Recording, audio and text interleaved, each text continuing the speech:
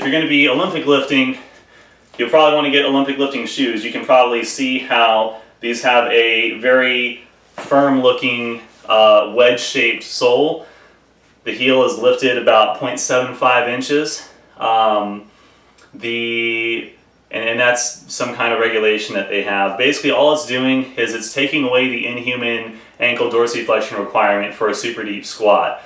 People who have certain leg proportions will basically never be able to do that, and it's most people. That's why back in, I believe the 60s, the Russians, or maybe it was even the 50s, first started using boots to Olympic lift in, because they could get deeper, they could get under the bar with more weight on it, right? Because the bar didn't have to go as high.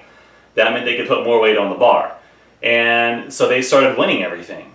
And now everybody uses these shoes because that's how you win. That's how you get the most weight on the bar. It also happens to protect your ankle. That's never a bad thing. If you're one of the few people who can keep a straight back and do Olympic lifts perfectly without the shoes, then look, man, I'm not telling you have to wear the shoes, but you will still lift more weight with the shoes. So if you have competitive ambitions, you're still going to need them. The final thing will be wrist wraps. The wrist wraps are definitely optional. I use them because I have an old wrist injury from, was almost 12 years ago now, actually more than 12 years ago. Back in 2002, just after I joined the Navy in April, I tore my flexor retinaculum, and that's basically a band that holds a bunch of tendons and stuff here in place. And now, even now, when I do a snatch grip, because of the way that the wrist bends, right, deviates, there's pain in the wrist. So I just use the wrist wrap, and then there's no pain. So again, optional stuff, but if you have wrist pain and you're doing snatches, these will fix it, okay?